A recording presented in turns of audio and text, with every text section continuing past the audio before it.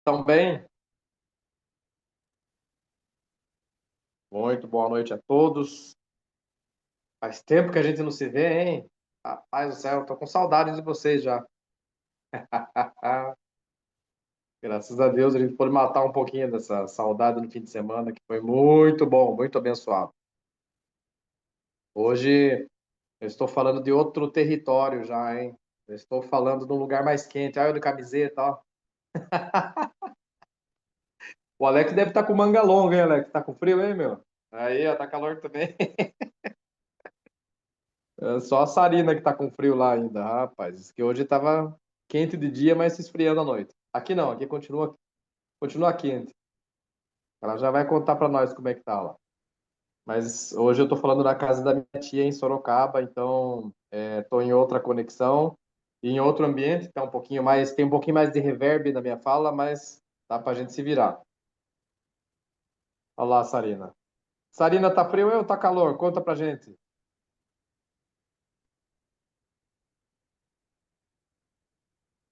Você tá mutada. Tô até sem blusa, tá gostosinho. Ô, louco, então eu que sou o agente do frio aí, pô. Olha lá, a Cris também, ó. Tá sem blusa lá, tá de Tá camiseta. calor aí, olha que beleza. É. Maravilha. Mas é isso aí, assim que é bom. Não deu tempo nem de ficar com saudade, a gente já se reuniu novamente. Muito bem. Teve uma galera aí que disse que o almoço não foi suficiente, teve que comer coxinha antes de dormir ainda, né?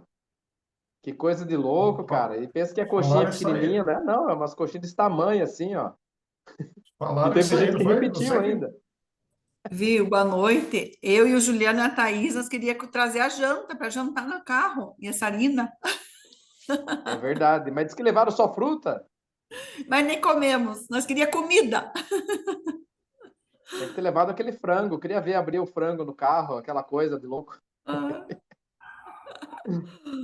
Mas vamos lá, então. Vamos começar. Vou pedir para o nosso querido pastor Marcelo fazer essa oração de abertura. E daí já passamos a palavra para o Alex. Hoje nós vamos falar sobre o capítulo 13 do Evangelho de Marcos. E é um capítulo, a gente sabe, Marcos termina no capítulo 16, então a gente já entra numa reta final. Entrando numa reta final, os temas mudam. Todos os três evangelhos sinóticos, eles têm essa característica. Ao chegar no final, eles vão mudando o tema.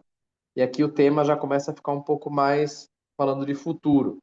Então, o capítulo 13, ele traz algumas questões que normalmente geram dúvidas, geram confusão. Hoje nós vamos, de alguma maneira aqui, não muito profunda, mas de uma maneira mais, assim, geral, né? Tratar esse tema para que não haja nenhum tipo de dúvida, pelo menos em nós aqui que estamos ao vivo e em você que está nos assistindo aí no gravado. Pastor Marcelo, por favor, faça aquela oração com a gente e depois o Alex já pode assumir. Shalom, shalom, amados. Boa noite. Estão me ouvindo? Amém. Graças a Deus. Vamos agradecer a Deus por estarmos juntos novamente. Depois de estarmos juntos presencialmente, todos juntos, né? Eu coloquei o informe na companhia, né? Que a nossa reunião lá não foi. É porque nós corremos demais, né? Nós, no nosso dia a dia, estamos sempre muito ocupados, né? E às vezes a gente vive um momento tão extraordinário. E passado, né, o momento, vem as lutas, vem o trabalho, a gente acaba esquecendo do que recebemos, né? Uma das coisas que Deus colocou forte no meu coração, é que não foi uma festa somente, não foi um ajuntamento de pessoas que tinham em comum algo bem precioso, né? Mas aquela questão da tenda, o estar na tenda, ali enquanto estávamos ali em comunhão, Deus ordenava bênçãos sobre cada um de nós, sobre os nossos lares, né? Então, sempre que eu perceber que nós estamos esquecendo do que recebemos, eu sempre vou estar lembrando, não só a mim, mas a vocês também, tá? Realmente Deus tem me incomodado, porque a companhia de Daniel, o João e a Flávia deixam muito claro que não é uma igreja, né? Nós somos um centro de formação, um centro apostólico de formação de pessoas, né? E muitos empresários, né? Os empresários, né? Quem tem empresa, quem é empresário, quem tem uma marca, está sempre muito ocupado, né? E precisa sempre ser lembrado daquilo que está recebendo, né? Então, Deus tem me incomodado de lembrá-los de muitas coisas, né?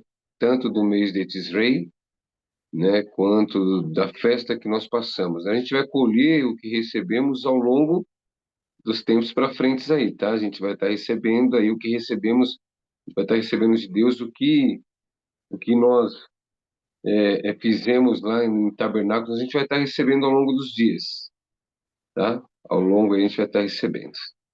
Senhor nosso Deus e nosso Pai, em nome de Jesus nos reunimos em Teu nome nesta hora, crendo que o Senhor está presente, Senhor, porque nos reunimos em Teu nome, no nome de Jesus, Pai, que nós estamos aqui nesta hora, para compartilharmos a Tua palavra, que é luz para o nosso caminho e é lâmpada para os nossos pés, Pai. Palavra esta que cura, palavra esta que liberta. Por isso, Senhor, nesta hora, assume o controle de tudo aqui, Senhor. De tudo que for falado, Senhor.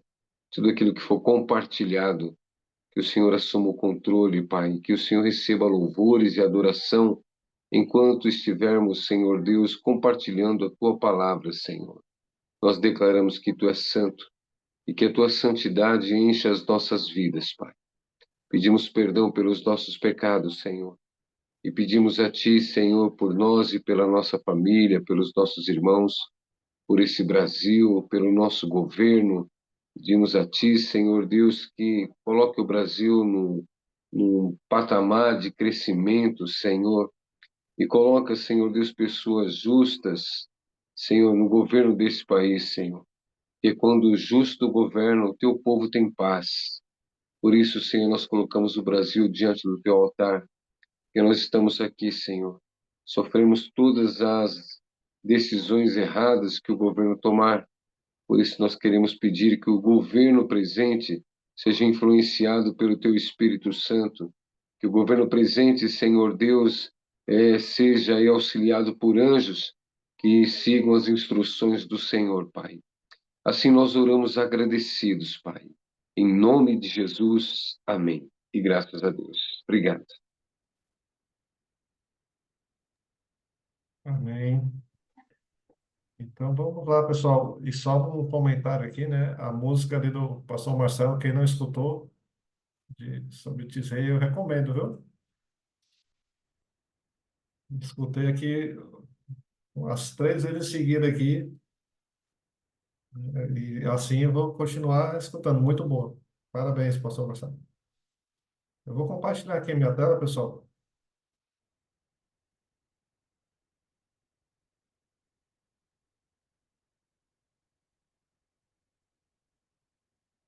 Vocês já estão vendo, né?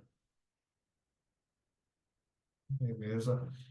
Então vamos lá. A gente que vai falar hoje, né, como o mestre Panza comentou ali no começo, sobre o capítulo 13, mantendo aquela mesma linha, né, dos evangelhos, comparando Marcos com Mateus e Lucas.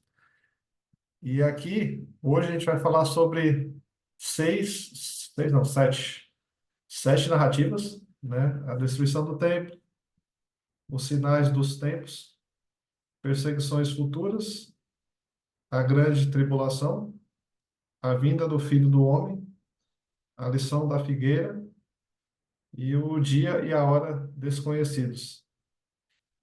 Então, vamos lá, vamos começar aqui. Pela primeira narrativa, da predição da destruição do templo. E ela fica em Marcos 13, de 1 a 2, né? Em Mateus fica em Mateus 24, de 1 a 2 também. E em Lucas 21, de 5 a 6. É bem curto, né? Então, aqui em Marcos, um discípulo disse: Olha, mestre, que pedras enormes, que construções magníficas. E Jesus respondeu: aqui não ficará pedra sobre pedra, serão todas derrubadas. Nesse trecho aqui de Marcos, né? Também tem contido em Mateus e Lucas, e tem algumas diferenças notáveis. Em Marcos, um discípulo faz o comentário, né? Que, ó, um discípulo disse, os outros não tem, né, essa frase de um discípulo. Em Mateus, os discípulos mostram as construções. Então, aqui não é um discípulo, aqui os discípulos, né? Então, tem essa diferença. Em Lucas, menciona o adorno e as dádivas. Os discípulos comentaram que o templo era adornado com lindas pedras e dádivas. São Lucas é o único que comenta, né? Nesse ponto, nesse sentido. E Lucas também é o único que menciona aqui na segunda parte da resposta de Jesus, né? Dias virão em que não ficará pedra sobre pedra, né? Serão todas derrubadas. Então, essa aqui é a leitura, né, da parte sobre a destruição do templo, e deixo a palavra agora para o mestre Panza, pastor Marcelo, e a todos, né, quem tiver alguma dúvida, pode ficar à vontade. É, vou começar, tá, galera? E a gente vai compartilhando da melhor forma possível aí, tá bom?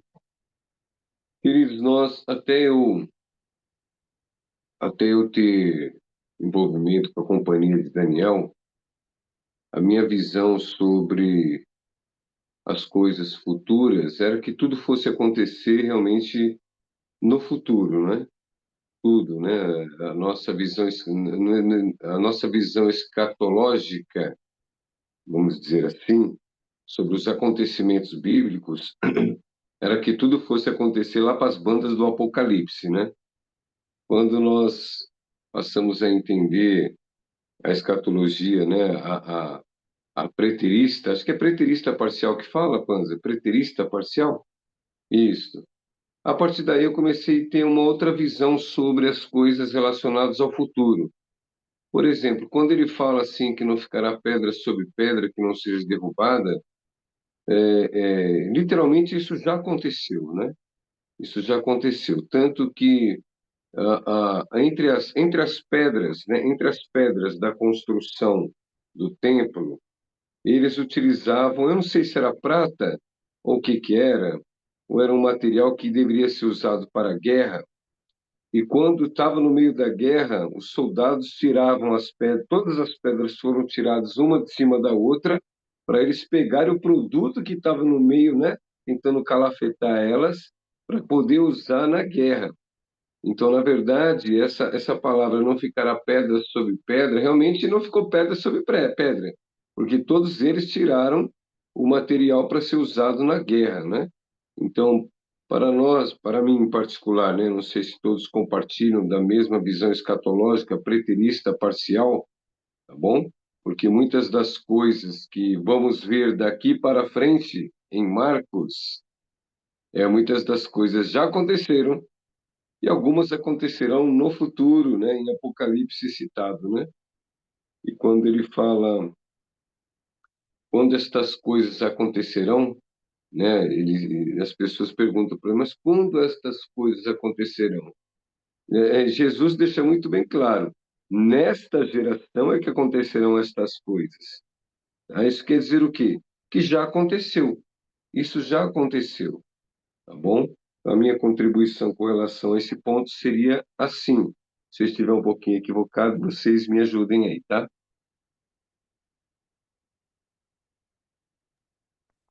Eu coloquei o fone de ouvido, me digam se estão me ouvindo bem aí. Maravilha. Aqui é mais barulhento, então é melhor eu abafar. Então vamos lá.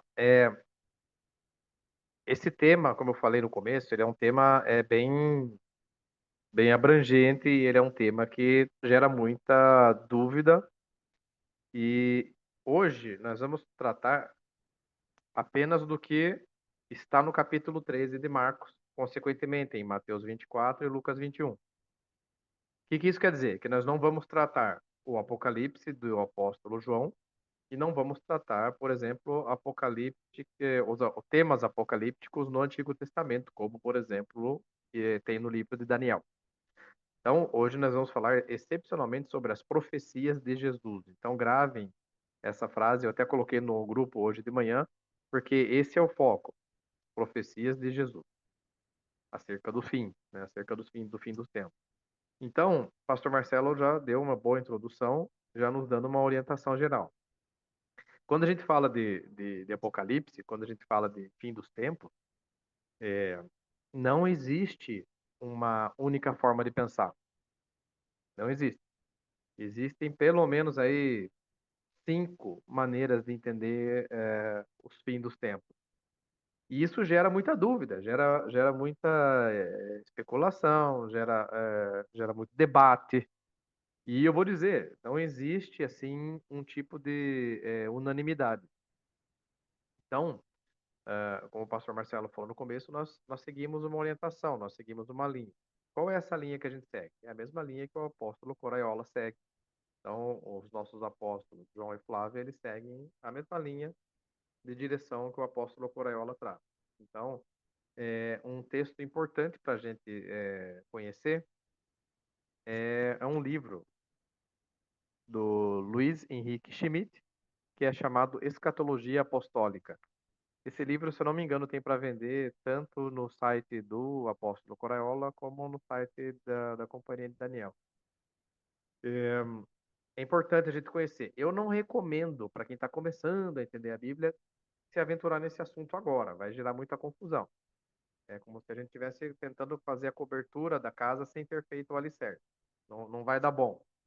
Primeiro precisa fundamentar o alicerce. Então hoje a gente vai tratar esse capítulo 13 a partir do ponto de vista que o Henrique Schmidt traz no livro dele chamado Escatologia Apostólica.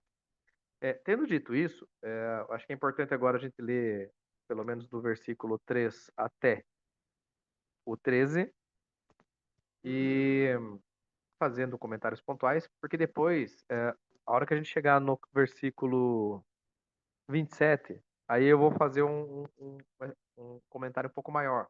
Aí a gente vai gastar um pouco mais de tempo aqui para pontuar e ir amarrando as pontas soltas, tá? Porque aqui, em toda essa parte, nós vamos entender um pouquinho mais sobre o que é essa escatologia apostólica, que sim, tem como fundamento essa visão preterista parcial. Calma, não é um palavrão, tá bom? Não estamos xingando ninguém. É só uma forma de entender, porque existem várias linhas, como eu falei, existem pelo menos umas 5. Eu tenho um livro lá em casa que é só sobre esse assunto, que ele trata exatamente de cada uma das formas de entender o Apocalipse. Repito, hoje nós vamos apenas falar sobre o capítulo 13 de Marcos. Vai lá, Alex. Perfeito. Então vamos aqui para a próxima narrativa, né? Que é os sinais dos tempos. Até tem uma imagem aqui, né? De um dos versículos em Lucas. Haverá grandes terremotos, fomes e pestes em vários lugares. E vamos aqui ler Marcos 13, de 3 a 8, e comparar com Mateus 24, de 3 a 8, e Lucas 21, de 7 a 11.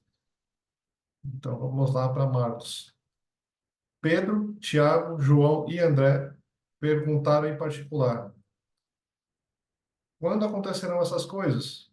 E qual será o sinal de que tudo isso está prestes a cumprir-se? Jesus respondeu: cuidado, que ninguém os engane. Muitos virão em meu nome, dizendo: sou eu, e enganarão a muitos.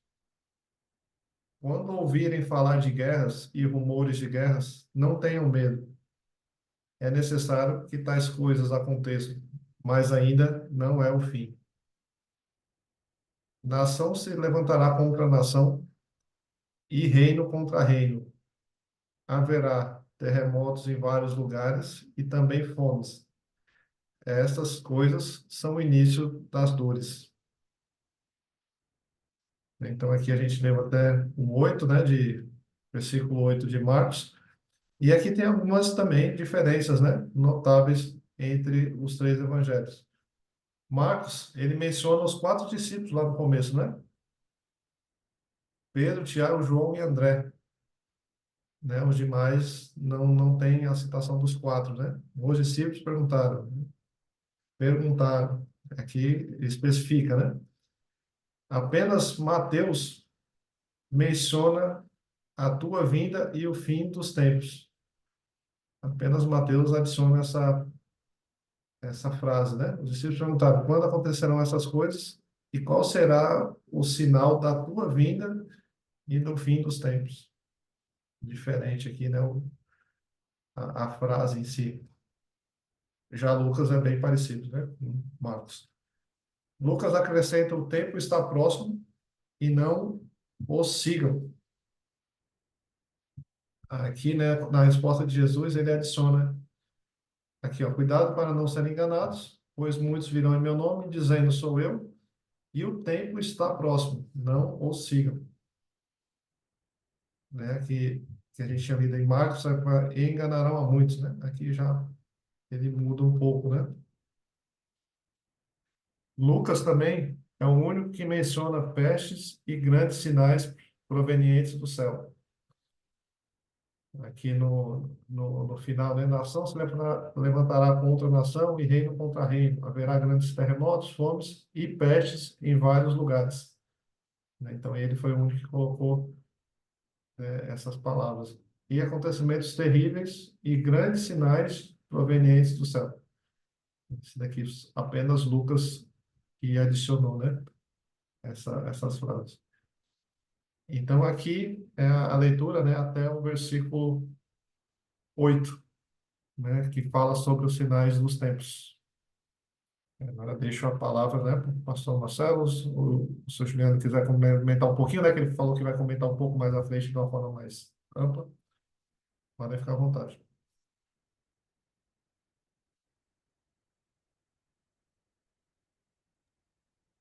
Oi.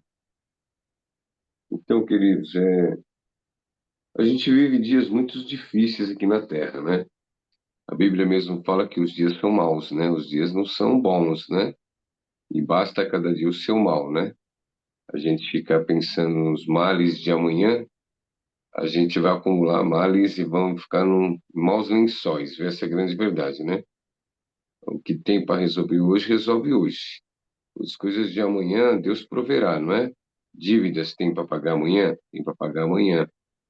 Tem trabalhos aí, né? Tem desafios para amanhã? Tem desafios para amanhã. Mas basta cada dia o seu mal, né? Não vamos ficar preocupados com o dia de amanhã, senão a gente tem problema, né? Mas o maior problema aqui, os discípulos perguntaram para Jesus quando tudo isso iria acontecer, né? Jesus, ali no versículo 5, ele vai falar assim: cuidado, que ninguém os engane. Né? E a gente falando esses dias atrás, né, Alex, sobre a inteligência artificial, né? Sobre o futuro desse negócio todo aí. Eu vou ser sincero, viu, queridos? Hoje em dia a gente não sabe mais o que é verdade e o que não é verdade na televisão, no rádio. A gente não sabe mais com quem está falando, essa é a grande verdade, né? Então, assim, a nossa preocupação com a inteligência artificial, conversando com o Alex, é assim, né? Esses dias postaram até né, eu acho que é um sul-coreano, um japonês, uma voz cantando umas coisas lindas da palavra de Deus, uma voz limpa, né? Mas a nossa preocupação nesse tempo tão difícil que a gente vive é das fontes que estão vindo estas criações, né? Algumas fontes são satânicas, vamos jogar bem claro, tá?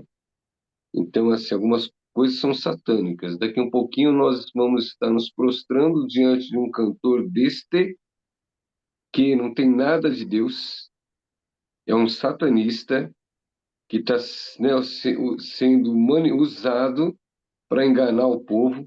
E daqui um pouquinho até você está começando a chorar diante de tanta coisa que está acontecendo. Você está chorando, né? Diante de uma melodia, diante de uma arte, diante de uma fala, né? De uma pregação que foi uma inteligência artificial que criou. E a gente pode ser enganado num trem desse aí, viu? Por isso que a Bíblia fala que os que são espirituais discernem bem todas as coisas. Então, essas advertências que estão sendo faladas aqui, essas advertências foi num tempo onde a tecnologia ela não existia. Tudo bem? Não existia tecnologia nesse tempo aqui. Não tinha drone para saber que a guerra estava chegando. Não tinha internet para te falar que realmente países vão entrar em guerra, né? Não tinha essas coisas todas. Hoje as guerras elas são travadas de forma muito diferente, gente. A gente precisa entender. As guerras hoje, para a gente ter uma noção, uma infinidade de milhares ou milhões de adolescentes estão enfrentando uma guerra com relação à internet. E estão se levantando contra a pai, estão se levantando contra a mãe, estão se levantando contra o sistema, porque estão sendo manipulados por toda essa tecnologia que foi desenvolvida para nos ajudar. Então, quando ele fala assim, ó, cuidado, que ninguém os engane. Muitos virão em meu nome. Então, a gente tem que ter o discernimento, quem é de Deus, quem não é de Deus. Quando eu vejo, eu estava vendo agora, né? Às vezes eu fico na internet vendo os congressos que vão acontecer, né? Vendo um monte de movimentos que estão acontecendo, tá? E a gente, às vezes, né, seres humanos, gostam de endeusar outros seres humanos, né? Esse é o grande problema. A gente tem que ter discernimento do que estamos fazendo, gente. E quando eu olho, assim, grupos de louvor, não estou julgando, tá? Não é um julgamento, é uma atenção. Porque eles são seres humanos como qualquer um de nós. Pisa na bola também. Você entendeu? Tá fazendo uma parte presepada, também tá fazendo uma parte presepada. Eu tenho muitos alunos meus que cantam em bandas aí, que cantam na igreja. E eu vou te falar, filho, pelo amor de Deus, o que eles fazem, Deus há de ter misericórdia. Então, assim, quando ele fala dessa advertência, cuidado que ninguém os engane, a gente tem que usar o nosso desenvolvimento tecnológico hoje, nesse momento, para que ele não nos engane. Tudo bem? A tecnologia, ela deve ser usada da melhor forma possível, tá bom? E a gente tem que ter o discernimento de quem está criando as coisas, que nem o Alex falou. Falei para o Alex, Alex, o que eu crio baseado na palavra de Deus. Essa última música que eu fiz ontem, né? Eu fiz uma música sertaneja. Eu fiz assim, né? Observando todos os profetas que Deus falava, todos os homens de Deus que Deus falava com eles. Então a gente tem assim uma base da Bíblia e a gente vai linkando uma coisa com a outra. Então é importante que a gente saiba quais são as nossas guerras atuais. Essas guerras, estes sinais aconteceram lá atrás. Mas hoje a gente tem uns tribufos de guerra que tá assim muito louco para a gente resolver esses BOs aí. Então, amados, cuidado, que ninguém vos engane e ninguém nos engane, porque o negócio está bem mais acirrado do que lá atrás, viu? Obrigado.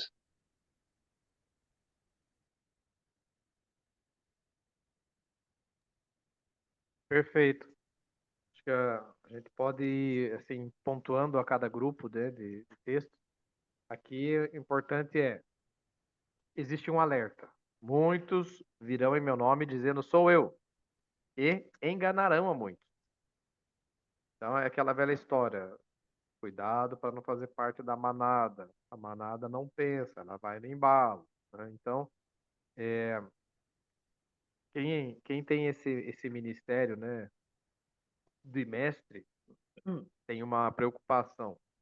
Então, eu sempre me preocupo lá em casa o que está se ouvindo lá. Então, o que meu filho está ouvindo, o que a Sarina está ouvindo, o que o Matheus está ouvindo, né? O que o Rafa está ouvindo. Por quê? Eu quero saber qual é a fonte. Eu não quero saber, como o pastor Marcelo falou, às vezes uma música é bonita, não sei o quê, mas eu preciso saber qual é a filosofia que está lá. Qual é a fonte? Qual é a mensagem? Né? Então, houve um tempo em que a Sarina sempre ouvia uma mensagem aqui, uma mensagem acolá, eu sempre chegava lá e enchia a paciência dela. Quem é que você está ouvindo? Porque a gente precisa conhecer a fonte. E não adianta, quem é mestre é chato mesmo, é preocupado. Então, eu na medida do possível, eu só escuto os líderes da companhia, nossos apóstolos, e o apóstolo Coraiola, porque eu falo, cara, aqui não vai ter erro. Daí quem eles indicam, opa, vou lá dar uma olhada. Por exemplo, o Henrique Schmidt. Então, por que isso, Juliano? Virou bitolado? Não, não é. É porque grande é o caminho, largo é o caminho que conduz ao engano, e estreito é o caminho que conduz àquilo que é certo. Então, isso é um princípio do reino. Não podemos nos enganar. Precisamos ter discernimento, como o pastor Marcelo também falou aqui. Então, o que é discernimento? Esse é um dom espiritual. Eu falei, o Juliano tem, o Alex tem o ministério de mestre. Então, isso é ensino. Só isso, é ensino. Mas faz parte desse ministério um dom. Qual que é o dom? Dentre outros, é o dom do discernimento. Quando eu descobri isso, eu achei maior barato, eu não sabia disso. Por quê? Porque é igual o cachorro de cão de guarda, quando escuta alguma coisa, levanta a orelha para, opa, o que é isso? O que está acontecendo? É isso, é uma sensibilidade, mas isso é um dom espiritual. Só mestre tem? Não, é para todos. Todos podemos ter e desenvolver. Então, Jesus avisa, olha, cuidado, que ninguém os engane. Por quê? Porque muitos virão em meu nome dizendo sou eu, já chegou a hora, é agora, e enganarão a muito. E não, né? Quem que vai ser, quem serão os enganados? Aqueles que estão consumindo droga, aqueles que estão se prostituindo, aqueles que estão imersos na corrupção, aqueles que estão roubando? Não. Quem que vai ser enganado?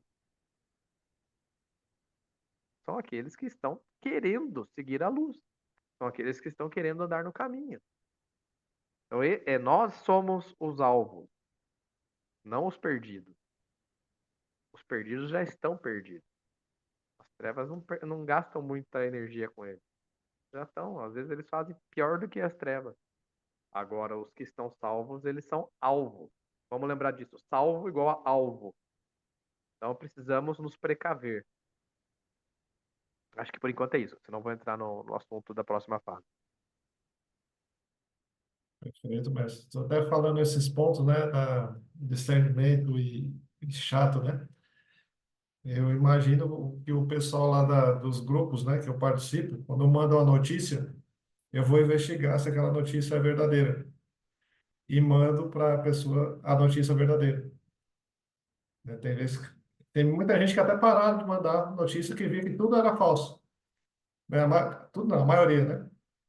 Então, você falando isso, né, liga exatamente, né? Isso aqui fazia tempo já que eu faço isso, né? Então, é de sempre buscar a fonte, a origem das coisas, né? Você falou da preocupação com os filhos ali, né? Isso vem muito forte em mim com a minha filha, né? Também, ele está se aproximando mais agora. E você pensa, o que será que ela está consumindo? Ela está escutando ali, né? Tá, aposta algumas coisas que me arrepio todo aqui do outro lado, né? E tenta falar ali, né? Está consumindo esse tipo de coisa, e etc.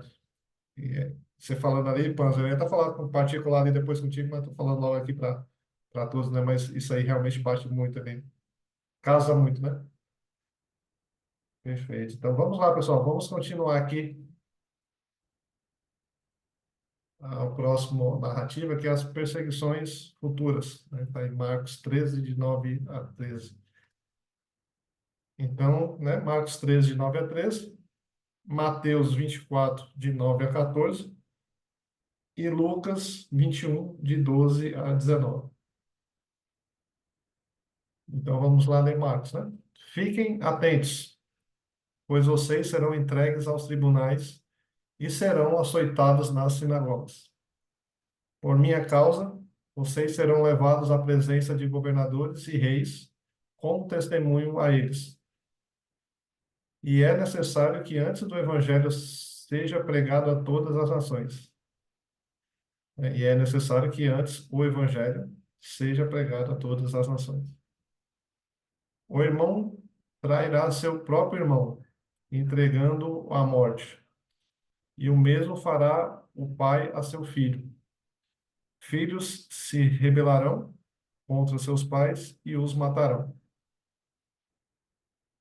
Aqui, né, tem algumas diferenças notáveis, né, onde Lucas ele menciona que as perseguições ocorrerão antes de tudo isso, indicando uma ordem cronológica.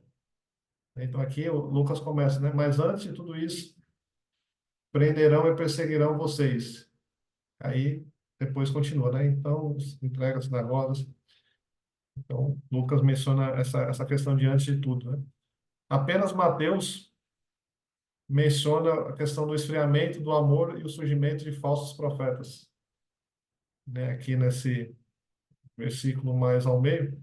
Naquele tempo, muitos ficarão escandalizados, trairão e odiarão uns aos outros, e numerosos falsos profetas surgirão e enganarão a muitos. Devido ao aumento da maldade, o amor de muitos esfriará. Esse aqui apenas Mateus comenta, né, esse trecho. Lucas acrescenta a promessa, né, nenhum fio de cabelo da cabeça de vocês se perderá, aqui bem no finalzinho de Lucas, né? Então, ele mantém a mesma tom da narrativa, só que no final aqui ele coloca, né? Contudo, nenhum fio de cabelo da cabeça de vocês se perderá. Então, vocês serão traídos até por pais, irmãos, parentes e amigos, e eles entregarão alguns de vocês à morte. Todos odiarão vocês por causa do meu nome. Contudo, nenhum fio de cabelo da cabeça de vocês se perderá. E aqui, né, Mateus, ele enfatiza que o evangelho será pregado em todo o mundo antes do fim. Então aqui, ó, mas aquele que preservar até o fim será salvo. E este evangelho do reino será pregado em todo o mundo como testemunho a todas as nações, e então virá o fim. Então essa aqui é a narrativa sobre as perseguições, né? Que aí a gente chegou até aqui o versículo 13 de Marcos, né? Então, deixo a palavra de novo para o pastor Marcelo, o mestre Panza, se quiser fazer alguma colocação. 4 pontos me chamam a atenção nessa sua leitura, tá?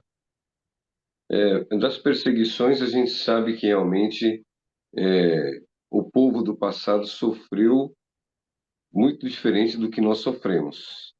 Tudo bem? O povo foi levado ao Coliseu, o povo foi perseguido ao longo da história da vida, o povo foi quase exterminado, essa questão das guerras, a questão da traição de pai, né? A gente sabe que que é o que eu falo assim, ó, os momentos são diferentes hoje em dia, tá?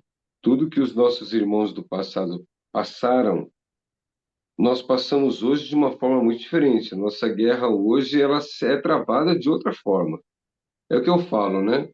Eu peguei o finalzinho do último avivamento que teve no Brasil, onde quando um cristão passava por uma pessoa, ela ficava endemoniada.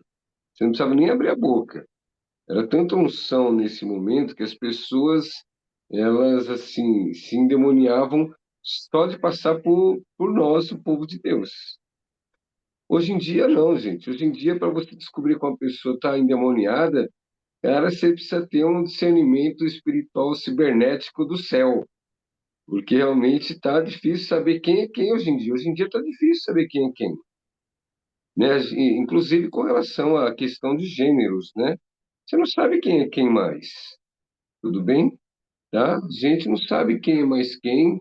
Tanto é que quando eu falo para o meu filho, né, que ele está em busca de uma Rebeca para construir a vida dele, eu falo, filho, a primeira coisa que você tem que perguntar para a menina é, se ela realmente gosta de homem, né? Se ela é atraída por homem, porque realmente a gente não sabe hoje em dia, porque essa questão toda, né? Os meninos estão gostando de meninas, as meninas estão gostando de meninas, às vezes são bissexuais, né? Então, assim, as nossas batalhas hoje são muito diferentes, mas elas estão aí, são batalhas, gente.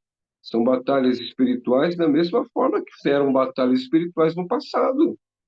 Tá? É que a tecnologia, o tempo avançou, a ciência avançou, que nem a Bíblia diz, mas as guerras elas continuam. Hoje, né? Hoje os filhos se levantam contra o pai por causa da internet, por causa de celular, por causa de computador, continua se levantando. Hoje, guerras estão sendo travadas de forma cibernética, é guerra mesmo, gente, pelo amor de Deus.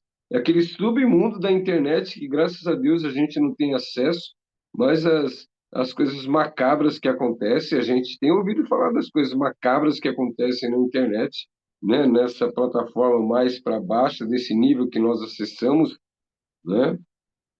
Mas esses 4 pontos eu achei interessante. É necessário que o evangelho seja pregado nos 4 cantos desta terra, tá?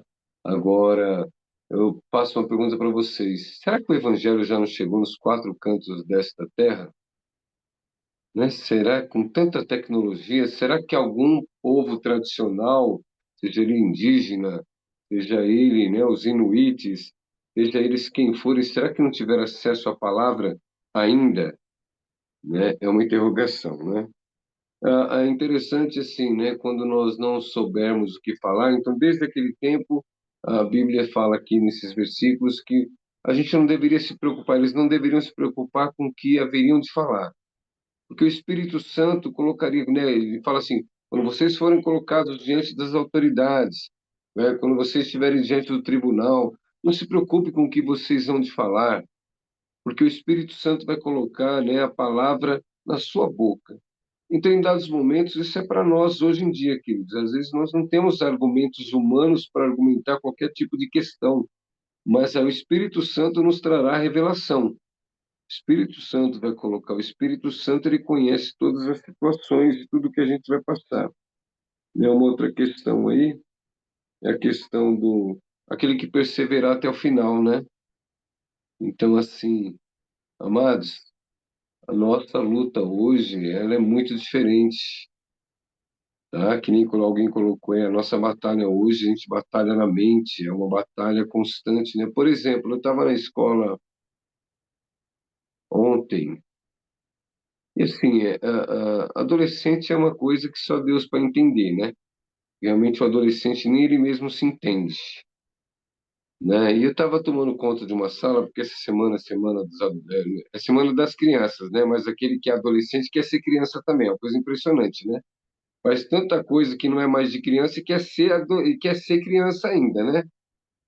Aí umas meninas de uma certa série lá começaram a dançar uns funks, aquele que realmente só a graça divina, e a coordenadora pediu para tomar conta dessa sala, né? Aí as danças estavam tão vulgares e tão assim de denegrir a imagem humana. Eu peguei a minha bolsa da sala e desci para a sala do coordenador e falou assim, ó, você coloca outra pessoa lá porque eu estou tentando manter um pouco de moral dentro de mim ainda. Estou tentando manter um pouco de sanidade e de lealdade comigo mesmo, porque eu não vou ficar naquela sala. Ah, ela entendeu isso, porque realmente para nós, seres humanos de Deus, tentar manter um padrão ético, moral, responsável, uma questão baseada na palavra, com conceitos bíblicos e conceitos morais, para nós está cada dia mais difícil. Olha como as batalhas estão se travando, gente. Dá uma observada como as batalhas estão se travando. Hoje nós continuamos sendo jogados ali na cova dos leões, que a gente continua sendo jogado, queridos. A gente continua passando pela fornalha, a gente continua passando pela fornalha. Então, assim, para nós, homens e mulheres de Deus, está cada dia mais difícil manter um equilíbrio ético, moral, responsável, equilibrado na palavra de Deus. Porque nós estamos no meio de uma sociedade que não quer saber de Deus, uma porque nunca conheceu Deus de verdade. Então perceba como é difícil as nossas lutas de hoje em dia. As lutas do passado, Juliano Panza, era travado por homens, né, valentes, guerreiros, que entravam nas batalhas e era homem contra homem, era algo brutal, né? Mas era algo dessa natureza, era uma guerra. Os homens eram presos, eram enforcados, eram crucificados, era uma guerra nesse sentido. Hoje a nossa guerra é com relação à ética, a respeito, é com relação à integridade, à moral. Hoje a nossa guerra está sendo travada desta maneira. Porque, para você ter uma noção, como as guerras são travadas, os nudes Os nudes, eles estão a todo vapor na sociedade e nas escolas, né? E teve um ano aí que um aluno falou, professor, quer ver o nudes que a fulana fez? Eu falei, meu, pelo amor de Deus, cara, você está louco. Então, as nossas guerras hoje, elas estão sendo travadas assim. Mas aquele que perseverar até o final, Juliano Panza, aquele que perseverar até o final será salvo. E Deus abençoe a todos nós e nos preserve com sanidade e moral.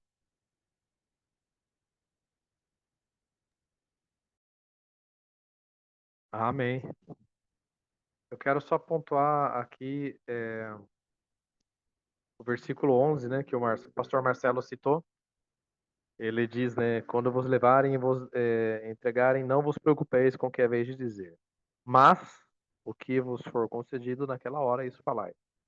Porque não sois vós que falais, mas o Espírito Santo. Isso vale para nós hoje, né? E não vou me estender porque o pastor Marcelo já falou sobre isso. Eu quero só dar um testemunho aqui que quando a Sarina e eu começamos a participar de um grupo de apoio a pais de drogas dependentes, isso antes do Rafael nascer, ou seja, 15 anos atrás. Não tinha tempo nenhum de preparar nada, saía do trabalho, entrava no trabalho às 7, saía às 19 e já ia direto para essa reunião que era às 19h30, perdão. E daí eu não sabia o que falar, mas eu me lembrava desse texto aqui. E sempre o Senhor me deu o que falar. Eu é que pregava a palavra, eu era aquele que pregava. E não tinha estrutura nenhuma e falava. Eu vinha lá do pouco mais para trás, né, um pouco mais do passado, vinha de uma experiência como seminarista, de preparar sermão, de preparar pregação, de estudar, de fazer esboço bonitinho, pastor Marcelo, sabe? Com título, com tema, com proposição. Proposição é uma ideia central que se repete. Bem estruturado, bem bonitinho, tópico 1, tópico 2, tópico 3, 4, 5. Eu sempre pregava com 3 tópicos. Minha simetria era sempre com 3. Enfim, aí, quando eu estive ali no campo de batalha da vida real, eu não tinha tempo nem de malemar de pegar a Bíblia. E eu me lembrava sempre desse texto. Então, eu quero deixar esse testemunho, porque talvez isso aconteça com vocês em algum momento. Seja para ensinar, seja para pregar, ou seja para testemunhar. Não parte de nós. Eu entendi que quem convence o outro lado, o ser humano, o homem, da justiça, do pecado, da justiça e do juízo, não somos nós. Não é a nossa retórica, não é o nosso empenho. Quem convence do outro lado é o Espírito Santo. Então, esse é um ponto importante. Outro ponto importante que eu queria falar é que Jesus está anunciando aqui, é algo que a gente canta hoje, né? Hoje a gente canta, o Coliseu não parou a igreja. E toda vez que a gente canta isso, eu me emociono, porque o que esse pessoal passou, a gente não chega nem perto de passar, né? Se vocês quiserem ter uma ideia do que foi isso, uma ideia, assistam aquele filme sobre o apóstolo Paulo. O nome do filme é O Apóstolo. E o contexto que ele mostra ali, eu não tenho mais estômago para assistir. Não, não tenho mais. Hoje, perto dos meus 50 anos, eu não tenho mais estômago. Não tenho mais sanidade mental para assistir algo desse tipo. É demais. Então, ali se tem uma ideia do que a igreja passou, né? Então, só esses 2 pontos. Já vamos retornar para falar sobre o aspecto geral. Perfeito. Então vamos dar continuidade aqui, né? O próximo narrativa é a Grande Tribulação. E ela está em Marcos 13, de 14 a 23, em Mateus 24, né, de 15 a 28, e também em Lucas 21, de 20 a 24. Então, aqui, lendo Marcos, quando vocês virem o sacrilégio terrível no lugar onde não deve estar, quem lê, entende. Então, os que estiverem na Judeia, fujam para os montes, porque aqueles serão dias de tribulação como nunca houve desde que Deus criou o mundo até agora. nem jamais haverá. Se o Senhor não tiver, se o Senhor não tivesse abreviado tais dias, ninguém sobreviveria. Mas, por causa dos eleitos por ele escolhido, ele os abreviou. Então, aqui, né, tem diferenças notáveis, né, também entre os três evangelhos. E aqui Mateus menciona especificamente o profeta Daniel como fonte da profecia, né? Então, aqui em Marcos não comenta sobre quem falou, né? Mas aqui sim, ó, Mateus, assim quando vocês virem o sacrilégio terrível do qual falou o profeta Daniel no lugar santo, né, quem lê, entenda. Então, os que estiverem, né, na Judéia, fujam para os montes. E aqui em Lucas também, ele não menciona, né, a questão do sacrilégio terrível, mas fala de Jerusalém rodeada de exércitos. Então aqui, ó, quando virem Jerusalém rodeada de exércitos, vocês saberão que a sua devastação está próxima. Então os que estiverem na Judéia fujam para os montes. Então aqui tem uma narrativa um pouquinho, né, diferente ali. Lucas é o único que menciona dias da vingança e que os judeus serão levados como prisioneiro para todas as nações, né? O que não tem Marcos nem Mateus, né? Então aqui, ó, em Lucas, né? Pois esses são os dias da vingança, em cumprimento de tudo o que foi escrito. Como serão terríveis aqueles dias para as grávidas e para as que estiverem amamentando. Haverá grande aflição na terra e ira contra este povo. Cairão pela espada e serão levados como prisioneiros para todas as nações. Isso só tem em Lucas, né? Em Lucas também, né? Fala sobre Jerusalém pisada por gentios. Uma referência histórica, né? Mais específica. Então aqui, ó, ele continua, né? Jerusalém será pisada pelos gentios, até que os tempos deles se cumpram. E há uma última, né, diferença, é que Marcos e Mateus falam sobre a abreviação dos dias, por causa dos eleitos, né? Ausente em Lucas. Como a gente leu aqui, né? Se o Senhor não tivesse abreviado tais dias, ninguém sobreviveria. Mas por causa dos eleitos por ele, né, por ele escolhido, ele o abreviou. Isso tem em Marcos e Mateus, não tem em Lucas. Então, pessoal, isso daqui seria, né, a leitura sobre a grande tribulação. E deixo a palavra ao mestre Panza, pastor Marcelo, podem ficar à vontade. Amados, até o Alex ler esse versículo, eu podia imaginar. Eu quero que vocês imaginem assim, ó. Imagine o tempo do dilúvio, quando Deus mandou Noé construir a arca, colocou todo mundo lá dentro que queria, né? Foi todo mundo que queria, né? Na verdade, foi a família dele só que os outros não quiseram, né? E fechou a arca, né? Então, Jesus, ele fala nesse versículo que você leu, porque aqueles dias de tribulação, porque aqueles serão dias de tribulação como nunca houve desde que Deus criou o mundo. Até então eu achava que o pior dia da humanidade, né, mais atribulado, poderia ter sido o dia que Noé fechou aquela arca e o dilúvio acirrou-se sobre a terra. Tudo que havia na terra desapareceu, com exceção daqueles que atenderam ao chamado de Noé, né? Então, esses dias que você citou agora, a Bíblia fala que foram piores do que aquele dia, né? Ele cita ai das grávidas naquele dia. Alguém saberia falar por que ai das grávidas? Se alguém souber, liga o microfone rapidamente só para falar. Ai das grávidas. Por que ai das grávidas naquele dia? E por que orem para que esse dia não aconteça no inverno? Por quê, né? É uma interrogação aí o porquê, né? Porque se fosse uma perseguição é, é, entre pessoas de etnias diferentes, certamente, né, a pessoa, o vilão, pegaria uma espada e rasgaria a barriga das mulheres grávidas e mataria as crianças, né, de qualquer maneira, né? Mas das grávidas naquele tempo, que realmente, literalmente, era isso que acontecia, né? Elas tinham a barriga cortada estando grávida, né? E assim matavam as crianças. Mas quero que você pense assim, imagine só quando Jesus chamar a sua igreja novamente, né? Eu quero que você imagine.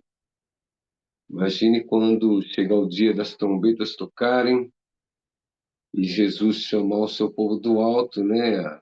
Ele chamar o seu povo e arrebatar o seu povo.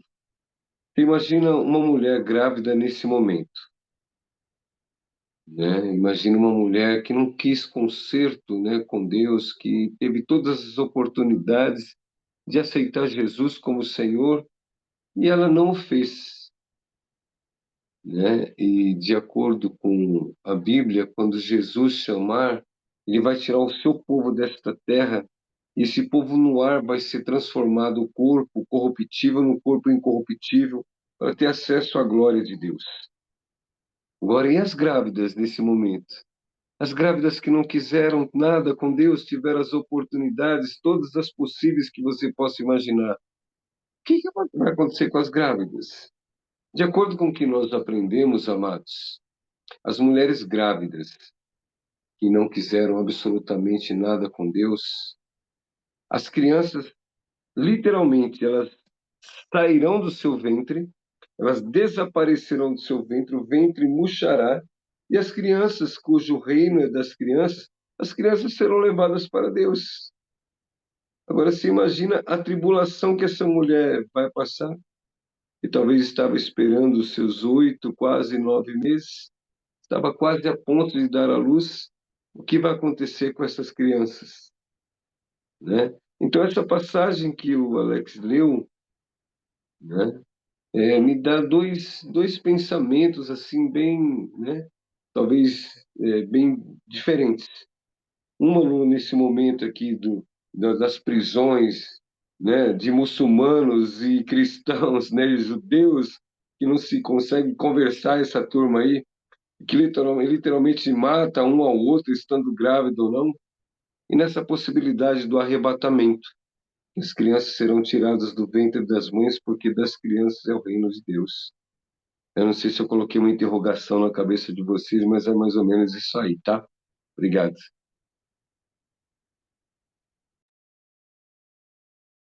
Mas como eu sempre digo, não tem problema a gente fazer pergunta, né? Não precisamos ter medo da pergunta. Eu comentei agora há pouco ali, né, sobre a questão daquele filme, O Apóstolo, que mostra o contexto, né, da perseguição à igreja. Eu disse isso para a gente ter uma noção da violência, tá? Porque o que Jesus está falando aqui é uma perseguição sobre Jerusalém, né? Não necessariamente sobre os cristãos, sobre Jerusalém.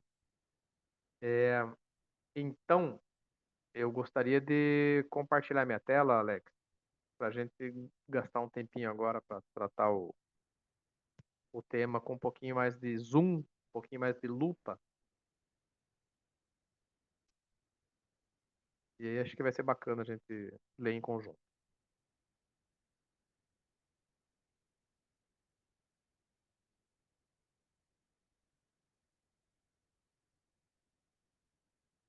Beleza, tá aí na tela, né? Estão vendo?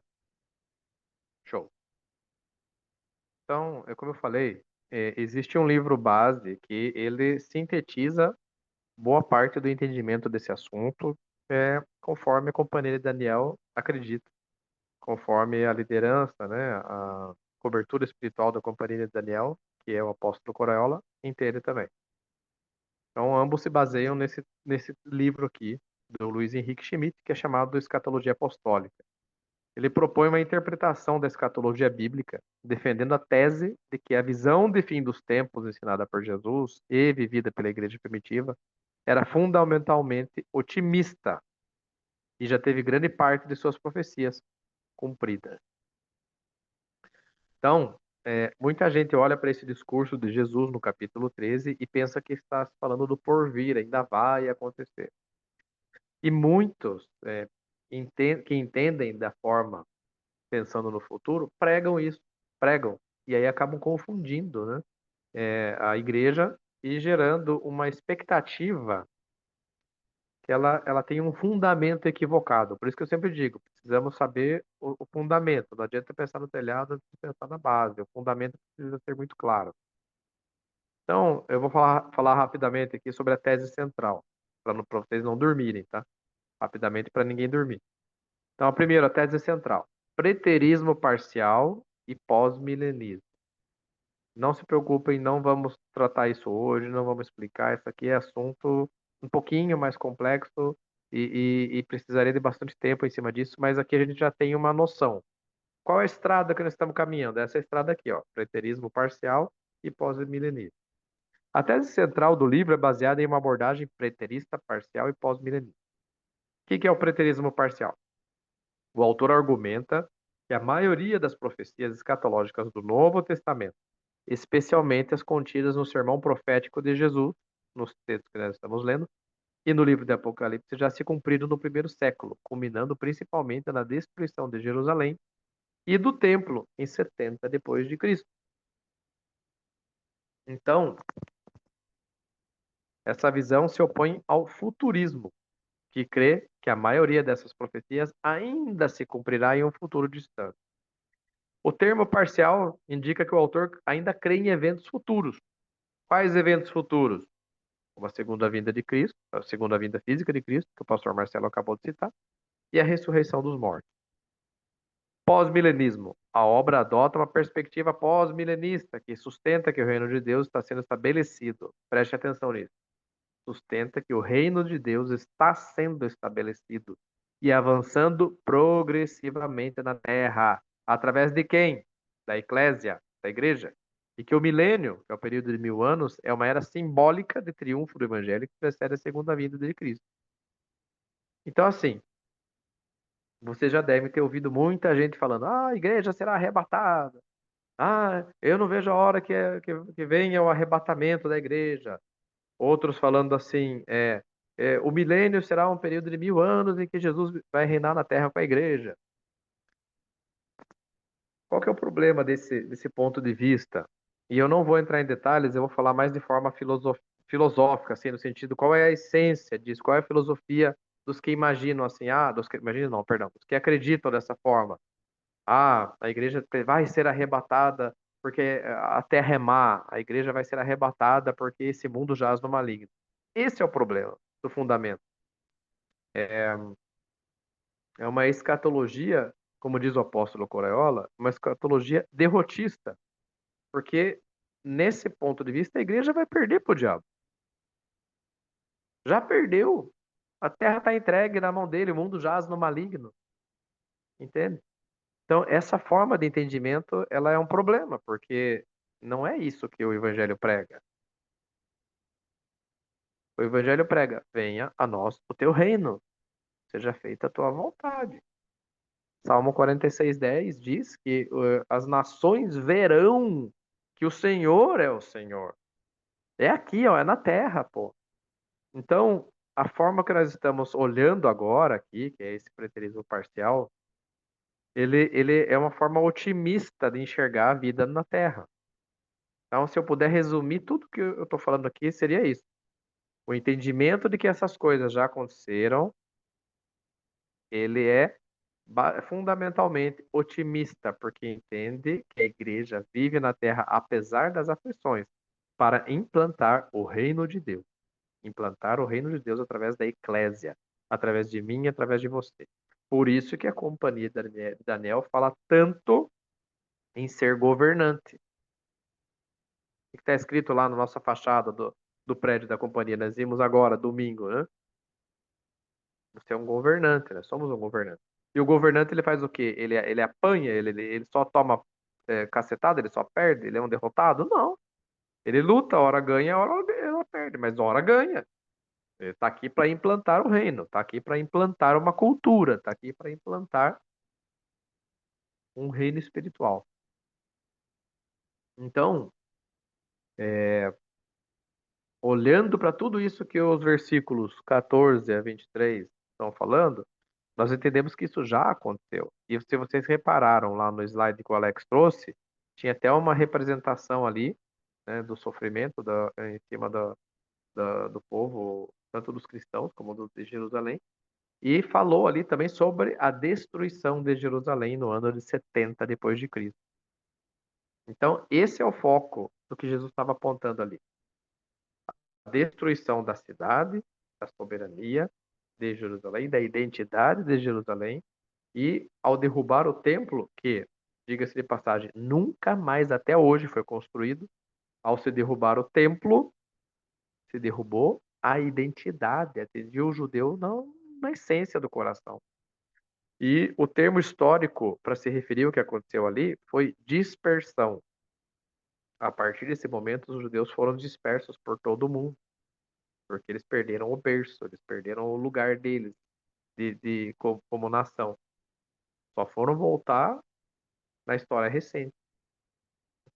Então, tudo isso que Jesus está falando já aconteceu. Quando ele diz, e cita até o profeta Daniel, né? O abominável da desolação, situado onde ele não deve estar, está se falando justamente sobre o imperador romano destruindo o templo. Lembrem que o templo ele tinha várias partes, né? Tinha lá o Santo dos Santos, onde somente o sumo sacerdote podia entrar, e só podia entrar uma vez por ano. Então, quando o exército romano destruiu tudo, eles não quiseram nem saber. Passaram por cima de tudo. Entrou onde não deveria estar. Entenderam? E isso foi um único sinal de que a presença de Deus não estava mais ali. Esse é o ponto-chave, né? Aquilo tudo foi uma representação de que a presença de Deus não estava mais ali. Seguindo, ponto 2, as profecias de Jesus e o cumprimento do século 1. Pessoal, se vocês quiserem levantar a mão, fazer pergunta, aproveitem, tá? As profecias de Jesus e o cumprimento do século 1. O livro foca em demonstrar que as profecias de Jesus eram direcionadas principalmente à sua geração e ao contexto judaico da época. A destruição do templo, a profecia central de Jesus sobre a destruição do templo e de Jerusalém, em Mateus 24, 1 a 13, por exemplo, é vista como o evento principal que marcou o fim dos tempos da antiga aliança e a transição completa para a nova aliança. Esse parágrafo é muito bom. Evento principal que marcou o fim dos tempos da antiga aliança e a transição completa para a nova aliança. Então, vejam, quando a gente celebra a ceia e lembra de Jesus falando, esse é meu sangue, o sangue da nova aliança, a gente precisa fazer memória disso aqui. É muito mais complexo, é muito mais profundo do que só tomar um gole de vinho. É celebração da nova aliança. Nós somos enxertados como o povo de Deus. Então, quando a gente celebra a vida dele, a gente celebra essa nova aliança. A vinda do Filho do Homem, Mateus 24:30, que a gente vai ler daqui a pouco, fala que essa vinda é interpretada como um juízo divino sobre a nação de Israel, executado através do exército romano em 70 depois de Cristo, e não como a segunda vinda física de Cristo.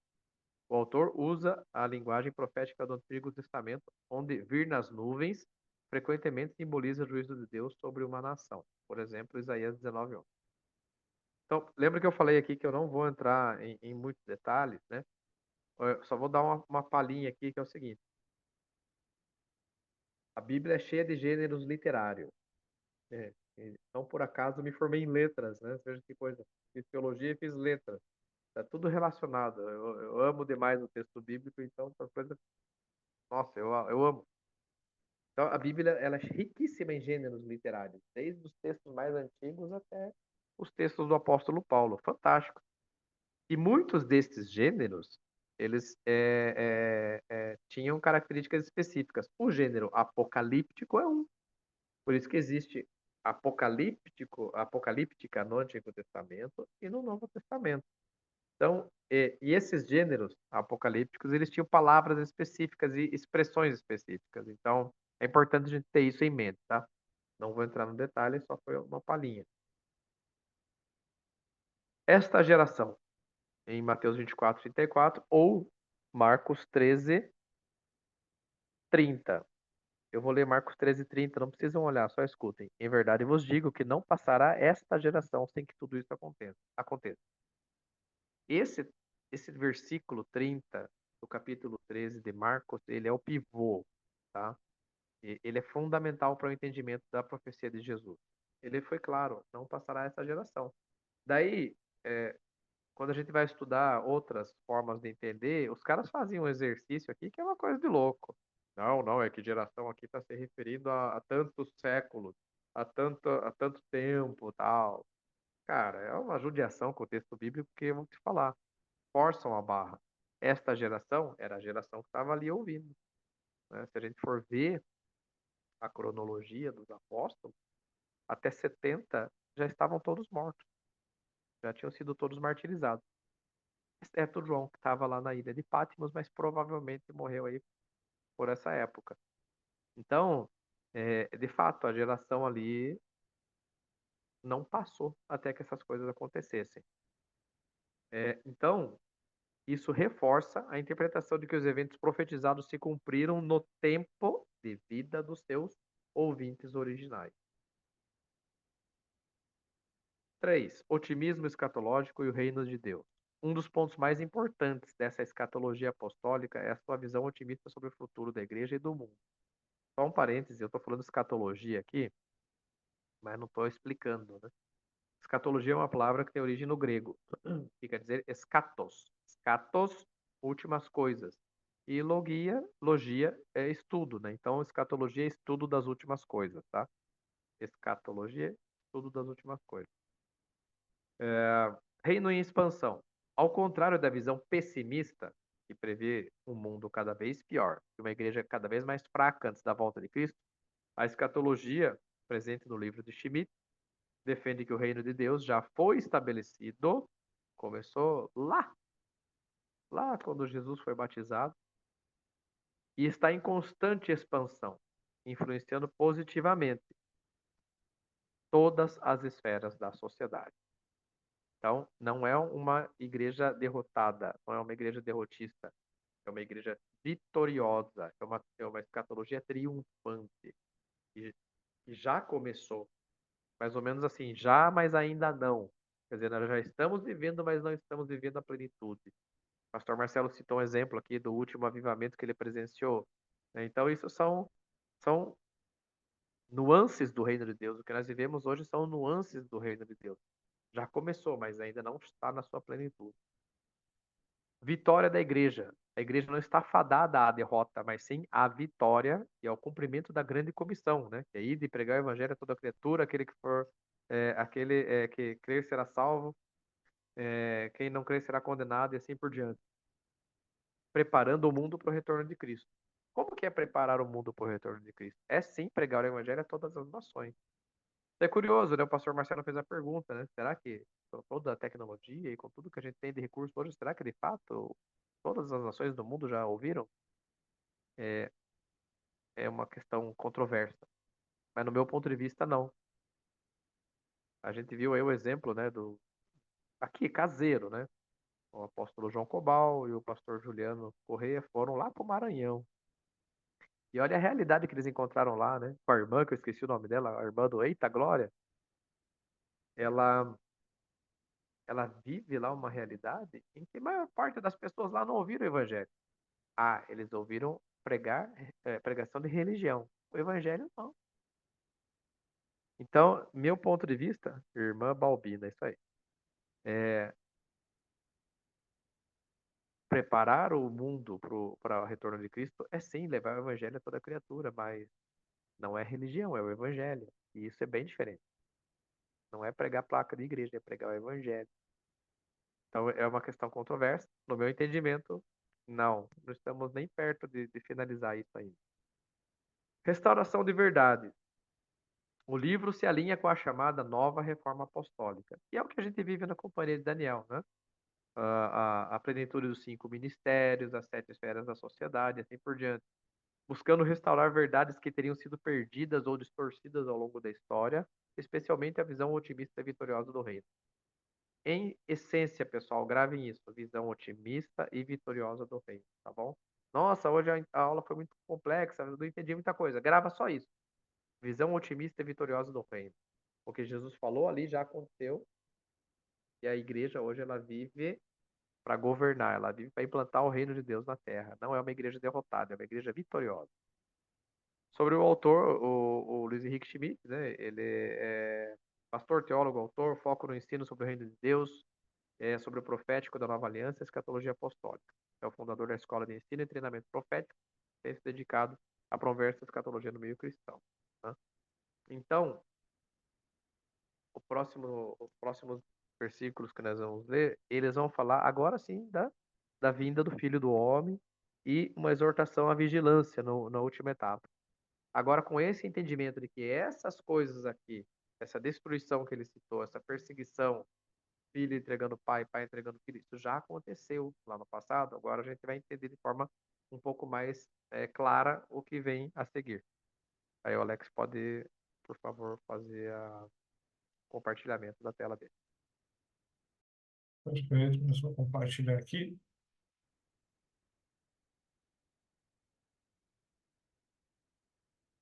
Acho que já estão vendo, né? Novamente na tela. A vinda do Filho do Homem. Então, a gente vai comentar sobre, agora, né, essa narrativa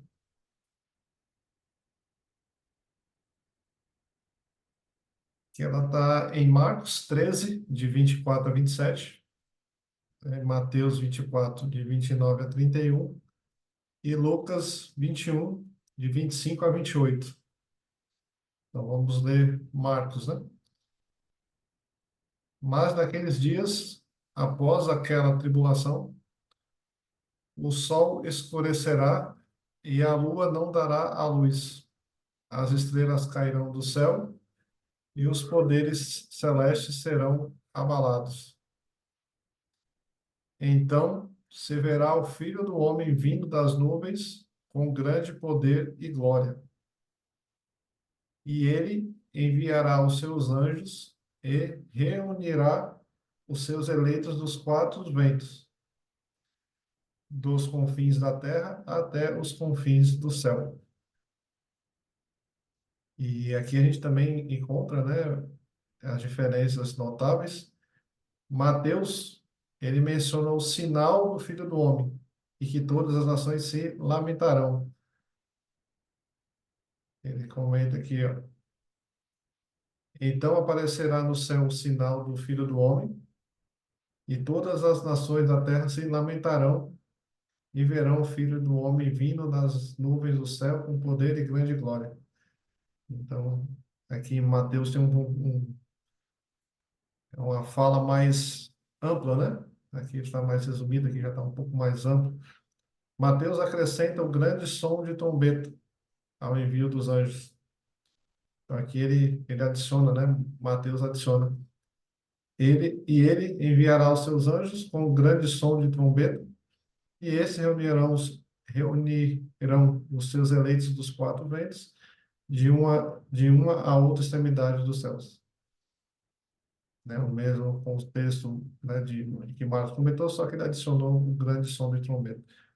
Lucas, ele descreve mais detalhadamente os sinais na terra, angústia, perplexidade, bramido do mar. Então, Lucas, ele dá esse mais detalhe, né? Haverá sinais do sol, na lua e nas estrelas. Na terra, as nações se verão em angústia e perplexidade, com o bramido e a agitação do mar. Então, né, Lucas, ele adiciona isso. E também Lucas, ele comenta, né, o único que comenta é que os homens desmaiarão de terror. Logo na sequência aqui, ó, os homens desmaiarão de terror, apreensivos com o que está apreensivos com o que estará sobrevivendo ao mundo, e os poderes celestes serão abalados. Lucas também conclui com uma mensagem de esperança. Levante-se e erga a cabeça, porque estará próxima a redenção. Então, aqui no finalzinho aqui de Lucas, né? Ele comenta: quando começarem a acontecer essas coisas, levantem-se e ergam a cabeça, porque estará próxima a redenção de vocês. Então, essa aqui é a leitura, né, dessa narrativa sobre a vinda, agora, né, do Filho do Homem. Deixo a palavra, né, para o pastor Marcelo, mestre Panza.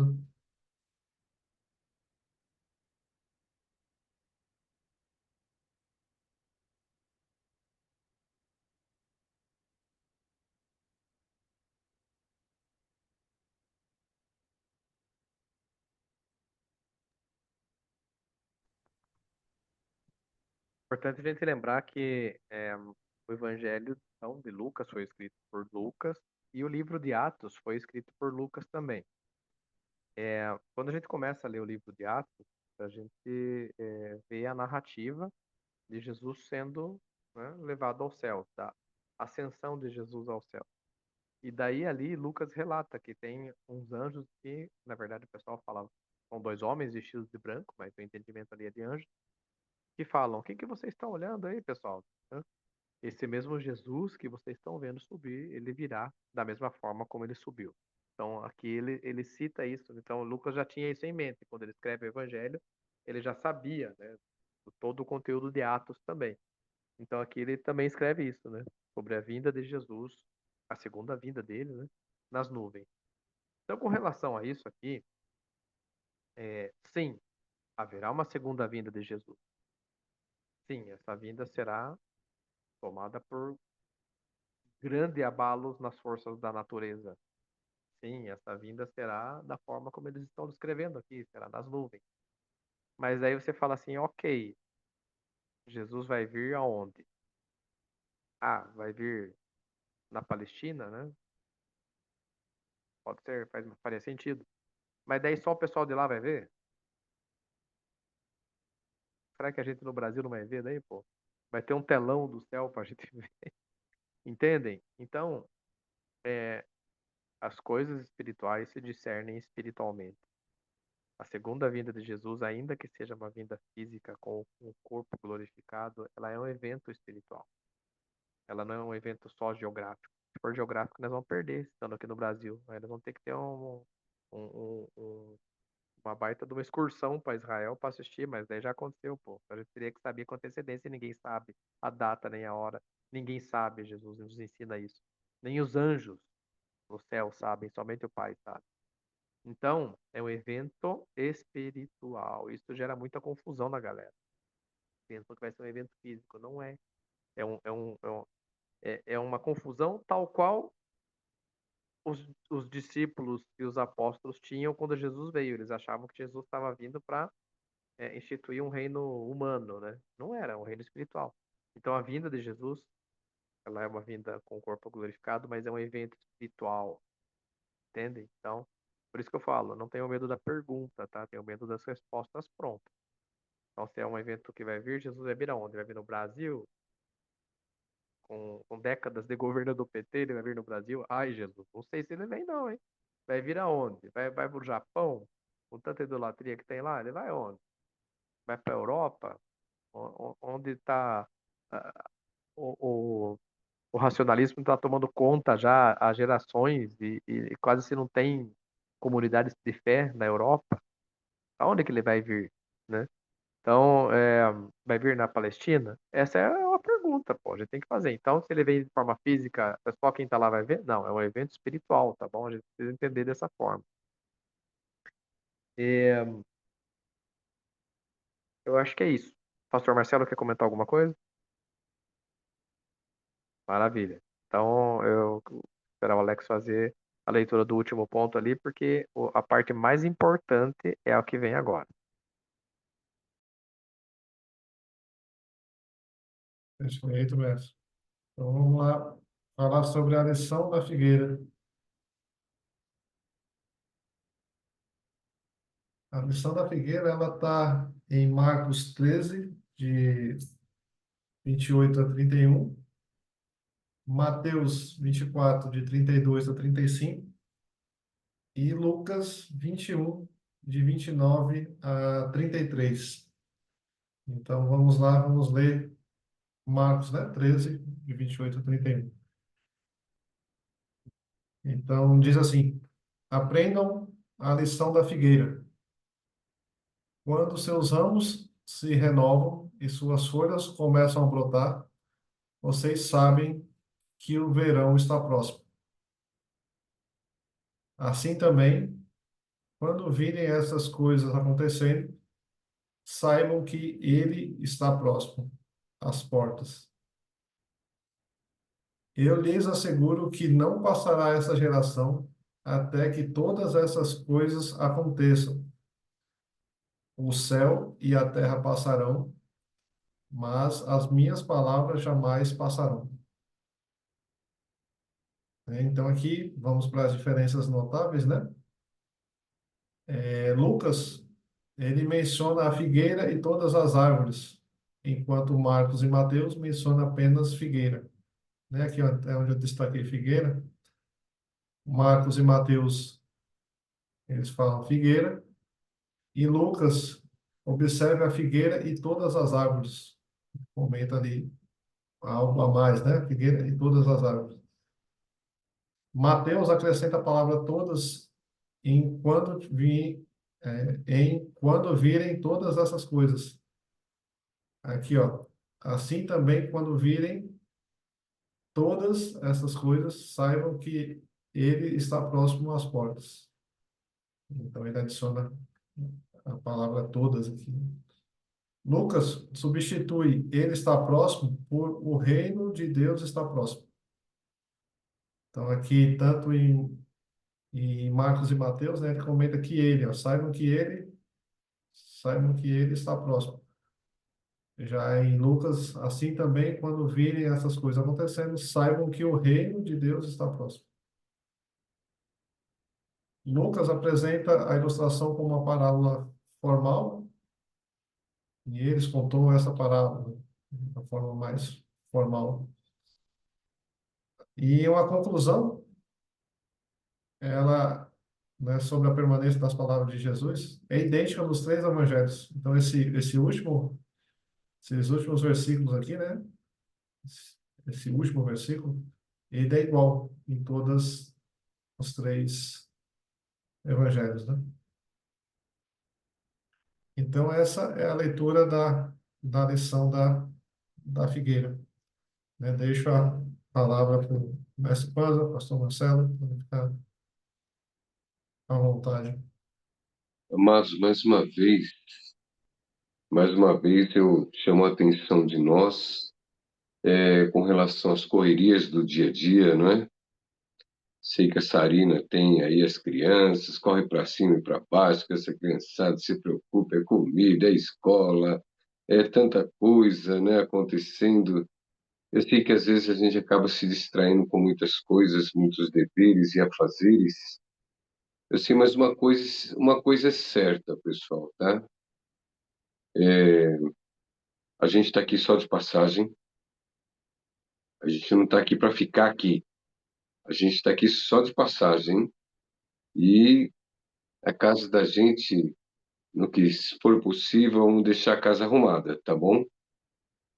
E não vamos deixar muitas coisas nos distraírem, né? Vamos ficar com a melhor parte que Maria ficou. Maria ficou com a melhor parte, tá? Então vamos nos atentar que a qualquer momento, né? E eu acredito que não é por agora, não. Qualquer momento, uma segunda vinda de Jesus, um segundo chamado vai acontecer. Essa é a grande verdade, tá? E aquele que for pego perseverando até o final, esse vai ter uma chance realmente de entrar aí, né, no reino e viver no reino, né? Aqueles acontecimentos, como o Juliano Panzanius falou, aconteceu naquela geração, né? Foi para aquela geração. Muitos, quando ouviram aquela geração, algumas crianças daquela época viveram e os acontecimentos profetizados. Foi para aquela geração. A gente vai viver os acontecimentos da nossa geração, os nossos filhos, se Jesus não tiver voltado, os nossos filhos viverão as palavras proféticas para aquele momento. Então, para nós, nesse momento, O reino de Deus está próximo, né? Então, o reino de Deus, a Bíblia fala que não é uma comida nem bebida, né? O reino de Deus não é comida nem bebida, né? O reino de Deus é justiça, paz, alegria no Espírito Santo. Isso é o reino de Deus, né? Que possamos viver desta maneira, né? Sei que temos muitas dívidas, muito trabalho, muitos afazeres, muitas responsabilidades, mas o reino de Deus não é nada disto. O reino de Deus, eu sei que a gente desconfia, né? A gente confia desconfiando, né? A gente muitas vezes está que nem Tomé, né? Só acredita vendo. A gente muitas vezes está agindo que nem ele, né? Mas uma coisa é certa, uma hora dessa, o reino de Deus para nós chega. Então, que não venha nos pegar de calça curta, que não venha nos pegar de uma forma tão errada, né? Que Deus abençoe. Um prazer estar com vocês. Amém. Alex, eu vou esperar você terminar de ler, daí eu faço um único comentário. Perfeito, mestre. E a última narrativa aqui, né? É sobre o dia e a hora, né, desconhecidos.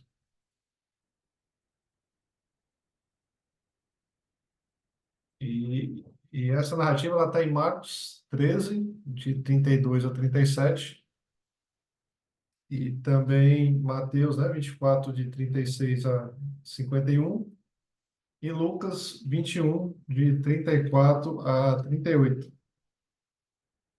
Então, vamos lá. Nesse caso aqui, eu vou ler todo o trecho, certo? Não está aqui no slide, aqui está apenas uns pontos breves, mas eu vou ler aqui na Bíblia mesmo, né? De 32 a 37. Mas a respeito daquele dia ou da hora, ninguém sabe, nem os anjos no céu, nem o Filho, senão o Pai.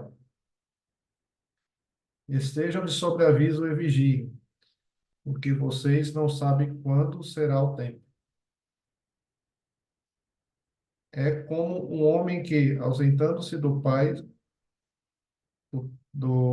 desculpa, é como um homem que, ausentando-se do país, deixa a sua casa, dá autoridade aos seus servos, a cada um a sua obrigação, e ao porteiro ordena que vigie. Portanto, vigiem, porque vocês não sabem quando virá o dono da casa. Se é à tarde, se é à meia-noite, se é ao cantar o galo, se pela manhã, para que vindo ele inesperadamente não encontre vocês dormindo. O que, porém, digo a vocês, digo a todos, vigiem. Então, aqui também, né, tem algumas diferenças notáveis.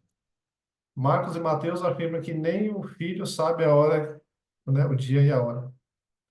Logo no comecinho, fala, né, nem o filho sabe o dia e a hora. Mateus inclui a comparação com os dias de Noé. Como os dias de Noé, assim também será a vinda do Filho do Homem. Marcos usa a parábola do homem em viagem, né, a questão do país que a gente comentou, né? E Lucas enfatiza os perigos da libertinagem.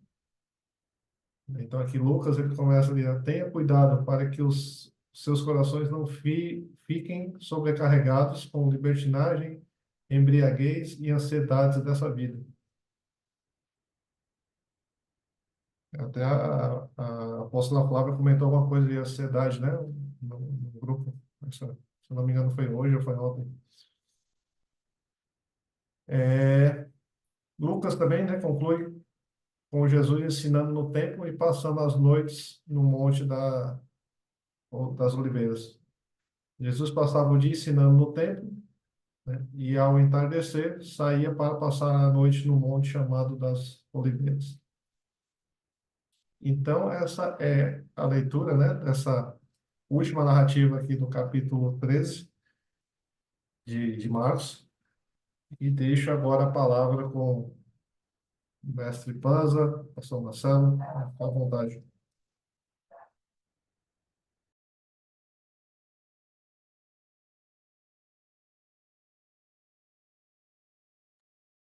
É contigo, Panza. Maravilha. Então, eu falei que aqui nesse final do capítulo 13 está a parte mais importante, que é justamente a vigilância. E aí Jesus mesmo conta cria, né, uma imagem para a gente entender melhor. Ele fala, imagine que um homem foi viajar e deixou um porteiro ali, um vigia, né, alguém para cuidar da propriedade dele. Só que ele foi viajar e não falou quando ele volta, porque ele quer que aquela pessoa tenha excelência no trabalho, quer que aquela pessoa tenha cuidado, zelo intensos, né, permanente. Aí Jesus fala: cuidem para que não aconteça. E quando voltar esse senhor, ele não pegue o porteiro dormindo. Então, se essa história fosse no Brasil, eu diria que 90% de chance do porteiro estar dormindo na hora que o senhor volta. Infelizmente, né? Existe essa cultura, né, de se roubar no trabalho, roubando tempo, né? Mas a grande questão aqui é: nós, como filhos e filhas, servos e servas, vivermos de forma vigilante. Vivermos de forma vigilante. Quando a gente estava no sábado indo para casa da Renatinha, após toda aquela organização lá na sede da companhia, já era quase 22 horas, todo mundo cansado, o pastor Marcelo estava esgualepado já. Nós estávamos daí, Sarina, eu, Renatinha, indo para casa da Renata. E daí ela contou uma história em que o apóstolo João Cobal falou para uma pessoa, né, de fora do círculo da companhia, um prestador de serviço, falou assim para a pessoa: me conte uma coisa. Você tem certeza que você fez o melhor que você podia nesse serviço aí? Você me garante que você deu o seu melhor? E a pessoa falava: claro, sim, eu fiz. Aí a pessoa lá era cristã também. Ele falou assim: se a sua salvação dependesse da qualidade do seu trabalho nesse serviço, você seria salvo? Putz, daí disse que o cara ficou vermelho, não sabia onde enfiar a cara. Então, isso é vigilância. Isso é vigilância, sabe? Não é religiosidade.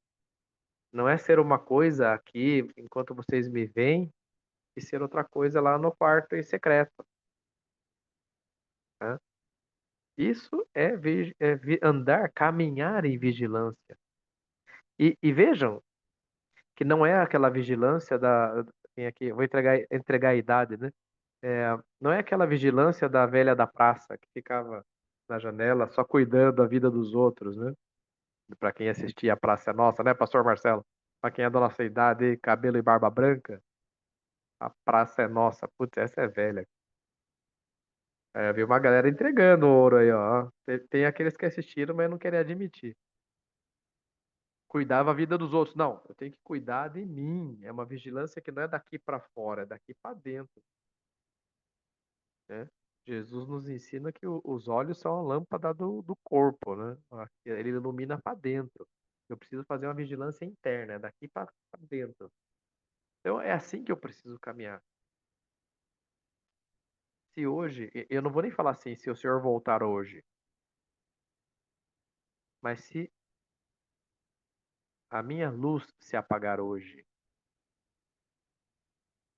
se a minha luz se apagar hoje, para mim será como se aquele senhor tivesse voltado para encontrar o porteiro, né? Então, qual será a minha realidade? Se a minha luz se apagar hoje ou se Jesus voltar hoje? Então, essa é a questão. Não caminhar de forma religiosa, não caminhar de forma a ter medo, não é por medo, o motor aqui não é o medo. A vigilância aqui, ela é uma vigilância em amor. Ela é uma vigilância em amor. A minha relação com o meu Senhor é de amor. Então ele me deu essa terra para governar sobre ela, sendo eclésia, sendo igreja.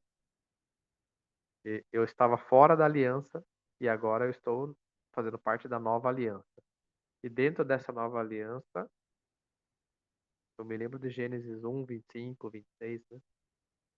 Sujeitai a terra, governai sobre ela. Venha a nós o teu reino.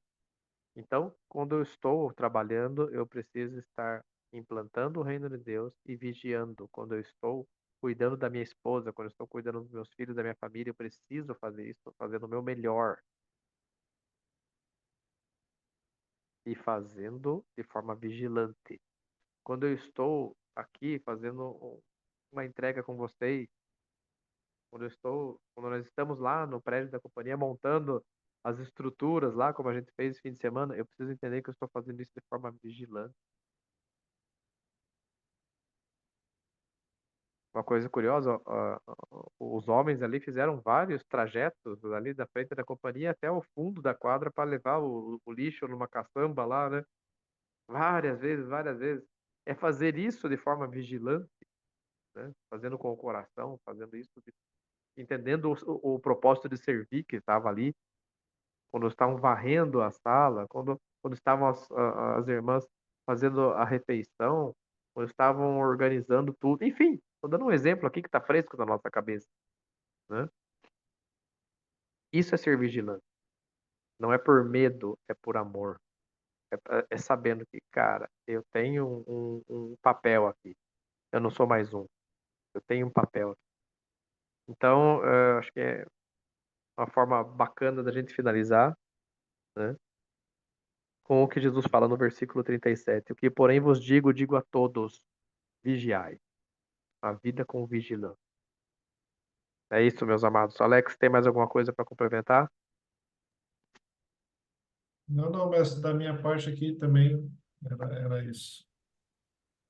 Maravilha, Pastor Marcelo. Palavras finais. Obrigado, boa noite, Deus abençoe a todos. Essa imagem ficou muito massa, hein? Só me diga uma coisa. Os três aí dando tchau. Marcos, Mateus e Lucas, é isso? Isso, isso. Legal. Muito bom. Meus queridos, fechem os seus olhos, elevem a sua cabeça em direção aos céus, porque é lá que está o trono do Senhor. Vamos agradecer por essa noite. Pai amado, nós te louvamos por essa noite, por esse tempo precioso na tua presença, por esse tempo precioso com a tua igreja, por esse tempo precioso que tivemos aqui uns com os outros. Te louvamos porque a tua palavra, Senhor Deus, é lâmpada para os nossos pés, nos mostra onde estamos pisando e é luz para o nosso caminho. Ela nos dá direção para onde nós vamos caminhar, para onde nós vamos pisar. Em nome de Jesus, Pai, te agradeço e te peço que o Senhor abençoe cada um aqui, para que tudo aquilo que nós falamos hoje, Senhor Deus, realmente seja escrito no coração de cada um de nós, no coração de carne. Isso possa, que tudo aquilo que nós aprendemos hoje possa transformar as nossas decisões, nortear a nossa caminhada, nortear a nossa ação diária, as nossas palavras, os nossos pensamentos, as nossas atitudes. Nós possamos sim caminhar em vigilância de amor, Senhor. Entendendo que quando eu estou na rua, eu preciso ser aquele que eu sou no quarto em secreto e vice-versa. Dá-nos essa graça, esse discernimento, Senhor. Dá-nos essa capacidade, porque eu tenho certeza que quando a gente conseguir caminhar dessa forma, Senhor, as pessoas vão olhar para nós e vão ver o teu reino, vão ver a tua presença, vão ver algo de diferente. Então, em nome de Jesus, capacita, em especial cada um que está aqui nessa sala e cada um que está nos assistindo no gravado e cada um da companhia de Daniel, Senhor, para que nós possamos caminhar nessa terra de forma a honrar o teu nome, Pai. Abençoa, Senhor, cada família aqui presente, cada família aqui representada, guarda cada um, guarda os lares, Senhor Deus, guarda as mentes, guarda os pais, os filhos, guarda, Senhor Deus, a cada um aqui presente, Senhor, e cada família, que a sua bênção, a sua mão seja sobre cada um. Abençoa-nos durante o restante dessa semana, Senhor. Abençoa os trabalhos, abençoa aqueles que precisam de venda, abençoa aqueles que precisam de produzir no trabalho, abençoa aqueles que precisam de saúde, que a tua plenitude esteja sobre nós, Pai. Em nome de Jesus, eu oro a Ti, com gratidão em nosso coração, pedindo que o Senhor abençoe toda a companhia de Daniel, os nossos apóstolos, os nossos líderes, os nossos discípulos. Em nome de Jesus. Amém. Amém, queridos. Nos vemos então no domingo. Shalom, shalom. Até lá. Amém. Tchau, tchau, pessoal. Até mais.